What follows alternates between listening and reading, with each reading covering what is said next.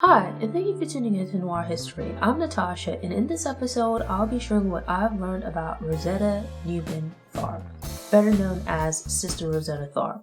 Rosetta Newman was born on March 20th, 1915 in Cotton Plant, Arkansas, the only child of Willis Atkins and Katie Bell Newman Atkins. Newman's official given name at birth is unclear, as she did not have an official birth certificate, and later interchangeably used variations of her first name and both of her parents' last names. Like many black people in the South, her parents worked as farm laborers. Possibly both of Newman's parents were evangelists. Her mother was a member of the Church of God in Christ and contributed as a singer, musician, and preacher. Newman began playing the guitar at 4, likely influenced by her mother who played the mandolin. By age 6, she was accompanying her mother to performances and spent her childhood to teen years traveling throughout the South to perform with her mother's evangelist group. In the mid-1920s, Newman and her mother settled in Chicago. It's unclear what happened to her father. They continued to travel and perform on the gospel church circuit while living in a larger city. These experiences exposed Newman to more musical styles and influences. Newman's innovative blend of musical styles helped her stand out. But arguably, Newman herself attracted attention because there were few notable female guitarists at the time. Thus, while Newman also sang, she was primarily associated with playing the guitar.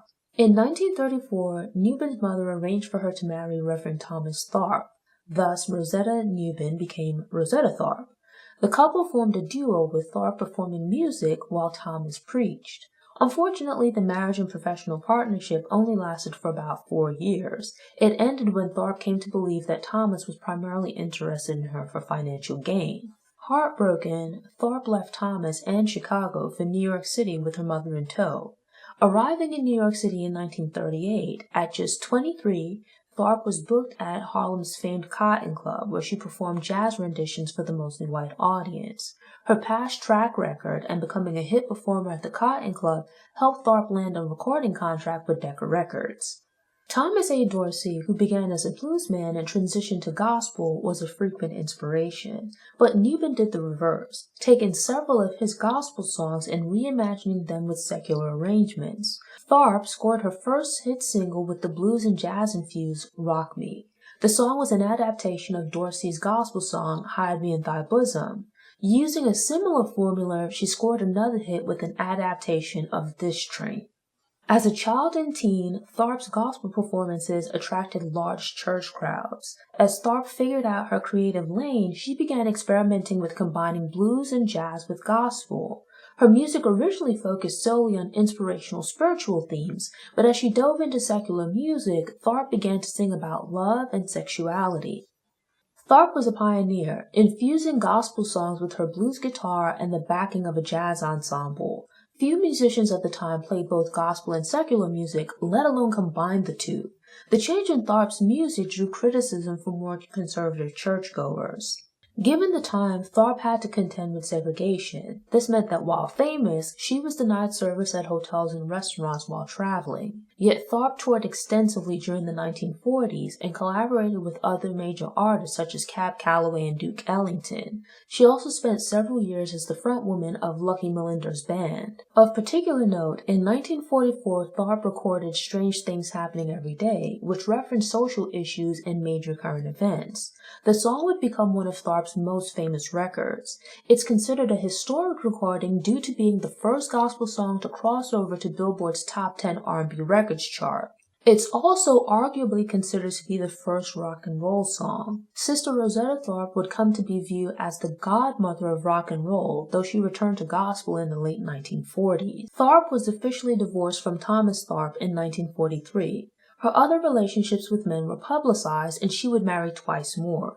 Conversely, her relationships with women were known within the music industry, but not widely shared with the public. Yet one of her most notable relationships was with Marie Knight, a gospel singer. Working together, the couple toured and managed their business affairs, which was very rare for women of the time. Unfortunately, the couple had broken up professionally and romantically by 1950. This was likely due to the gospel fans strongly opposing their foray into the blues. However, some sources state that Knight might have drifted away after experiencing the tragic loss of her mother and 2 young children in a fire. In 1951, Tharpe participated in a PR stunt where she married her manager, Russell Morrison, in front of 20,000 gospel fans. The crowd paid to attend the wedding, which became a concert that was recorded live and released as an album. Proceeds from the stunt went to Decca Records. Tharpe and Russell would have issues in their relationship, but remained married for 22 years. Tharpe's popularity began to decline in the 1950s. Her concert dates dwindled, and she signed a new deal with Mercury Records several years after losing her contract with Decca. But as interest in Tharpe and her music declined in America, her popularity grew in Europe. Between 1957 and 1970, Tharpe performed on multiple European tours. Unfortunately, while Tharpe experienced a new kind of success in the 1960s, the decade also came with some challenges.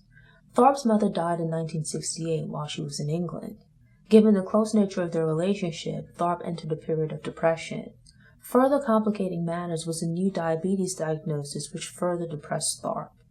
In her depression, Tharpe did little to manage her diabetes and suffered a stroke in 1970. The stroke affected Tharpe's speech and led to her leg being amputated.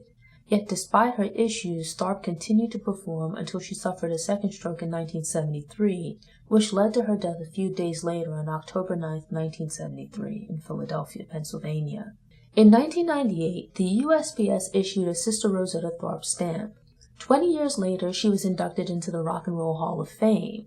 Many musicians of the 1950s and 1960s, who would go on to become rock and roll legends in their own right, cite Tharpe as a major influence, with some recording their versions of her songs. Thanks for tuning in to Noir History. I publish a new Black History Fact profile every week, so follow or subscribe to the podcast for free via your favorite podcast player to ensure you don't miss any future episodes. And I am hoping to finally create some downloadables, so keep an eye on the Media Noir website.